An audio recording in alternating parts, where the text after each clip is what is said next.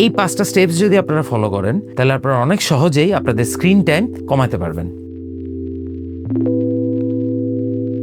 সারাদিন একটু পর ফোন চেক না করে আমাদের স্ক্রিন টাইম ইউজের জন্য একটা নির্দিষ্ট সময় ফিক্স করে ফেলা উচিত, যেখানে কিনা আমরা ওই সময়ের আগে বা পরে কোনো রকম কোনো সোশ্যাল মিডিয়া ইউজ করব না, এবং যেই টাইমটা আমার ফিক্সড করা থাকবে সেই টাইমের মধ্যেই আমি আমার যত সোশ্যাল মিডিয়া রিলেটেড কাজ আছে সেটুকু আমি করে ফেলবো।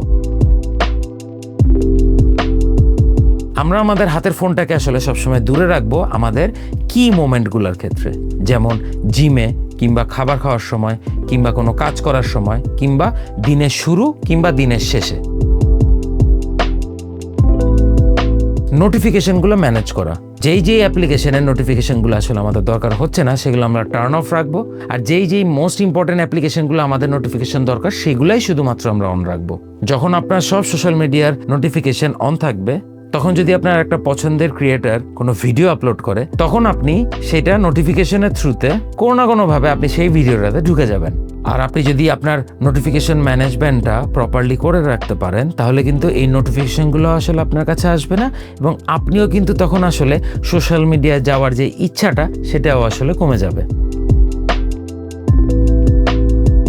আমাদের যে স্ক্রোলিংয়ের যে অভ্যাসটা আছে ডিজিটাল প্ল্যাটফর্মগুলোতে, সেটাকে যদি আমরা অফলাইন হ্যাবিটে কনভার্ট করতে পারি তাহলে কিন্তু অনেকাংশেই সমস্যাটা কমে আসে। আমি অফলাইন হ্যাবিট বলতে বোঝাচ্ছি বই পড়া, হাঁটতে যাওয়া, রান্না করা, স্ট্রেচিং করা, যে কোনো ফিজিক্যাল অ্যাক্টিভিটি কিংবা স্পোর্টসের সাথে কানেক্টেড থাকা, এমন কোনো অ্যাক্টিভিটির সাথে কানেক্টেড হওয়া যেখানে আপনাকে নিজেকে ইনভলভ হইতে হবে। সো স্ক্রিন টাইমটাকে আসলে রিমুভ করবেন না, এটাকে জাস্ট রিপ্লেস করবেন এই অ্যাক্টিভিটিসগুলোর দ্বারা। গ্রে স্কেল মুড বলে একটা টার্ম আছে। গ্রে স্কেল বলতে কি বোঝায়? সাদা কালো।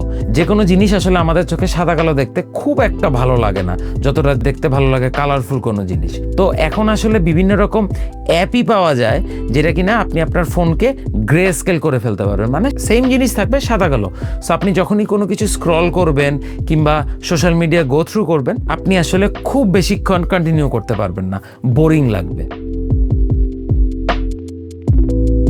আপনারা চাইলে একটা নো স্ক্রিন টাইম রাখতে পারেন আলাদা করে। সেটা হতে পারে আপনি যখন সারাদিন কাজ শেষে বাসায় ফেরত যান, কিংবা হয়তো দেখা যাচ্ছে যে আপনি তখন বিছানায় ঘুমাইতে গেছেন, কিংবা আপনি আপনাদের ফ্যামিলি মেম্বারদের সাথে খাইতে বসছেন, তখন স্ক্রিনগুলা ইউজ না করা।